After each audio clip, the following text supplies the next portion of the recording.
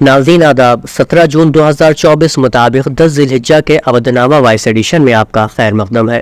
آپ سماعت فرمانے جا رہے ہیں اودنامہ میں شائع اہم خبروں کے خاص حصے۔ دنیا بھر کے 150 سے زیادہ ممالک سے آنے والے 18 لاکھ سے زیادہ فرزندان توحید سنت ابراہیم کی ادائیگی سے سرفراز ہوئے۔ اس طرح حج کے تقریباً تمام اہم ارکان بحسن خوبی انجام دیے گئے۔ حجاج کرام مزدلفہ میں رات بھر قیام کے بعد آج بعد نماز فجر منا پہنچ گئے، جہاں انہوں نے بڑے شیطان کو 7 کنکریاں ماری، قربانی کی اور احرام اتار کر معمول کے لباس میں آ گئے۔ خلیجی سمیت امریکہ اور کینیڈا اور دیگر یورپی ممالک میں مقیم مسلمانوں نے آج عید الاضحیٰ مذہبی عقیدت و احترام کے ساتھ منائی۔ عالمی خبر رساں ادارے کے مطابق آج خلیجی ریاستوں سمیت مشرق وسطیٰ اور یورپی ممالک کے کئی ممالک میں عید الاضحیٰ منائی گئی۔ نماز عید کے اجتماعات منعقد ہوئے اور سنت ابراہیمی کی پیروی میں جانور ذبح کیے گئے۔ اتر پردیش میں بقرعید کے حوالے سے سیکیورٹی کے سخت ترین انتظامات دیکھے جا رہے ہیں۔ مسلمانوں کے سب سے بڑے تہواروں میں سے ایک کے حوالے سے ملک بھر میں سیکیورٹی کے انتظامات سخت کر دیے گئے ہیں۔ جانوروں کی قربانی کے لیے قوانین بنائے گئے ہیں اور صرف مخصوص جگہوں پر قربانی کی اجازت ہے۔ حساس علاقوں میں پولیس کا گشت بھی جاری ہے۔ Director general of police Prashant Kumar نے عید الاضحیٰ تہوار کی کامیابی کے لیے مکمل امن و امان برقرار رکھنے کی ہدایات دی ہیں۔ انہوں نے پولیس افسران سے کہا ہے کہ وہ گائے کے ذبیحے کو روکنے کے لیے خصوصی چوکسی اختیار کریں۔ انہوں نے کہا کہ ایسے واقعات کسی بھی صورت میں رونما نہیں ہونے چاہیے اور ایسا کرنے والوں کے خلاف سخت کارروائی کی جائے۔ NCERT کی 12ویں جماعت کی پولیٹیکل سائنس کی نئی کتاب منظر عام پر آئی ہے، جس میں بہت سی تبدیلیاں کی گئی ہیں۔ سب سے بڑی تبدیلی ایودھیا تنازع کے موضوع پر ہوئی ہے اور کتاب میں بابری مسجد کا ذکر تک نہیں کیا گیا ہے۔ مسجد کا نام لکھنے کے بجائے اسے 3 گنبدوں والا ڈھانچہ بتایا گیا ہے۔ اس کے علاوہ موضوع کو 4 کے بجائے 2 صفحات میں سمیٹا گیا ہے۔ انڈین ایکسپریس کی رپورٹ کے مطابق ایودھیا تنازع کی معلومات دینے والے پرانے ورژن کو بھی ہٹا دیا گیا ہے۔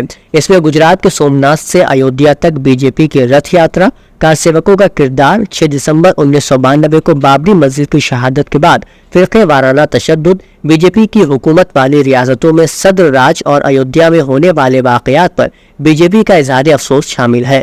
12ویں جماعت کی پولیٹیکل سائنس کی پرانی کتاب میں بابری مسجد کو 16ویں صدی کی مسجد کے طور پر متعارف کرایا گیا تھا، جسے مغل بادشاہ بابر کے جنرل میر باقی نے تعمیر کیا تھا۔ مرکزی وزیر داخلہ امت شاہ نے اتوار کو کہا کہ جموں کشمیر میں دہشت گردی کے خلاف جنگ فیصلہ کن مرحلے میں ہے اور دہشت گردی اب بڑے منظم دہشت گردانہ تشدد سے کم ہو کر پراکسی لڑائی میں سمٹ گئی ہے، لیکن حکومت اسے جڑ سے اکاڑ پھینکنے کے لیے پرعزم ہے۔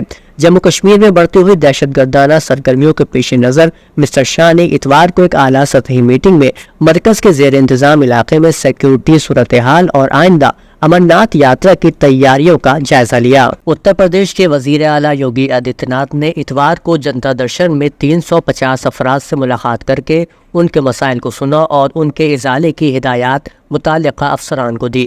وزیر اعلیٰ نے سبھی کو یقین دلایا کہ حکومت علاج میں بھرپور مدد کے لیے عہد بستہ ہے، ہر ضرورت مند کی مدد کی جائے گی۔ انہوں نے افسران کو ہدایت دی کہ سنگین امراض سے متاثرہ مریضوں کے میڈیکل انسٹیٹیوٹ کی کارروائی پوری کر کے حکومت کو جلد سے جلد مہیا کرائی جائے اور ساتھ ہی جن مستحق افراد کے آیوشمان کارڈ نہیں بنے ہیں ان کے آیوشمان کارڈ بنائے جائیں۔ SP سربراہ اکھلیش یادو نے ایک بار پھر EVM پر شک ظاہر کیا ہے۔ انہوں نے یہ بات ایلون مسک کے ایک بیان کے بعد کہی۔ سوشل میڈیا پر پوسٹ کرتے ہوئے اکھلیش نے لکھا کہ ٹیکنالوجی کا مقصد مسائل کو حل کرنا ہے، اگر یہ مسائل پریشانی کی وجہ بنتے ہیں تو اس کا استعمال بند کر دینا چاہیے۔ آج جب دنیا بھر میں کئی انتخابات میں EVM میں بے ضابطگیوں کا امکان ظاہر کیا جا رہا ہے اور دنیا اس سے آگاہ ہے، اگر ٹیکنالوجی کے ماہرین EVM میں ہیرا پھیری کے خطرے کے بارے میں کھل کر لکھ رہے ہیں تو پھر EVM کے استعمال پر اصرار کرنے کے پیچھے آخر کیا وجہ ہے؟ آل انڈیا پیپلز فرنٹ کے چیئرمین SR داراپوری نے دہلی کے لیفٹیننٹ گورنر کے ذریعے اروندھتی رائے اور شیخ شوکت حسین کے خلاف UAPA کے تحت مقدمہ چلانے کی دہلی پولیس کو دی گئی منظوری کو مودی حکومت کی ہراسانی قرار دیتے ہوئے اسے حکومت کے ستم سے تعبیر کیا ہے۔ انہوں نے کہا کہ پہلی نظر میں یہ قومی سلامتی یا قومی مفاد کے لیے کسی تشویش کی وجہ سے نہیں ہے، بلکہ UAPA کو اپنے سیاسی آقاؤں کی خدمت کے لیے ایک آلے کے طور پر استعمال کرنا چاہتا ہے۔ عید الاضحیٰ خدائے کائنات کے دو جلیل القدر پیغمبروں حضرت ابراہیم اور آپ کے صاحبزادے حضرت اسماعیل علیہ السلام کی یادگار ہے۔ خدا عز و جل کی راہ میں اپنی جان و مال کی قربانی دینا ایک عاشقانہ عمل ہے۔ رب کریم نے اپنے ان دو برگزیدہ بندوں کے اس عاشقانہ عمل کو اتنا پسند فرمایا کہ ہزاروں برس سے آج تک عید الاضحیٰ میں مسلمان بندے اور بندیاں رائے خدا میں اپنے محبوب مال کی قربانی پیش کرتے آ رہے ہیں۔ ان خیالات کا اظہار امام عیدگاہ و قاضی شہر لکھنؤ مولانا Khalid Rashid Firangi Mahali chairman Islamic centre of India نے کیا۔ وہ عید الاضحیٰ کی تیاریوں کے سلسلے میں ایک میٹنگ کو خطاب کر رہے تھے۔ اودنامہ میں شائع جہانما خبروں کے مطابق دنیا بھر میں لاکھوں لوگ عید الاضحیٰ منا رہے ہیں، لیکن خوشی کا یہ موقع غزہ کی پٹی کے لوگوں کے لیے تلخ ہو چکا ہے۔ اسرائیل کی 9 ماہ کی وحشیانہ جنگ کے بعد محصور فلسطینی پٹی میں جو کچھ باقی ہے وہ تباہی ہے اور 37,000 سے زیادہ افراد کی موت ہو چکی ہے۔ ان میں بھی زیادہ تر خواتین اور بچوں کو خون میں نہلایا گیا ہے۔ کچھ فلسطینیوں میں غصہ بھی بڑھ رہا ہے۔ غزہ میں کوئی بھی عمارت ایسی نہیں جو تباہی سے بچی ہو۔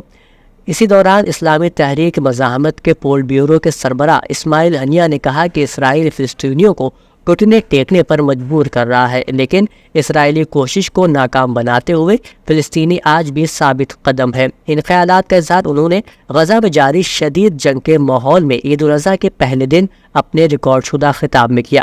حماس کے رہنما کا کہنا تھا کہ ان کی تنظیم نے جنگ روکنے کی خاطر معاہدے کے سلسلے میں انتہائی لچک کا مظاہرہ کیا ہے۔ سیکیورٹی کونسل میں منظور کی جانے والی جنگ بندی قرارداد کے حوالے سے حماس کا موقف انتہائی مثبت تھا، تاہم اسرائیل نے اس کا کوئی جواب نہیں دیا۔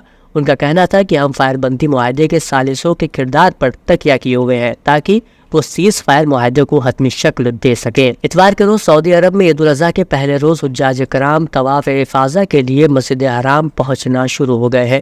دوسری طرف انتظامیہ نے حجاج کرام کی آسانی اور ان کے ہجوم کو قابو میں رکھنے کے لیے ہنگامی پلان پر عمل درآمد جاری رکھا ہے۔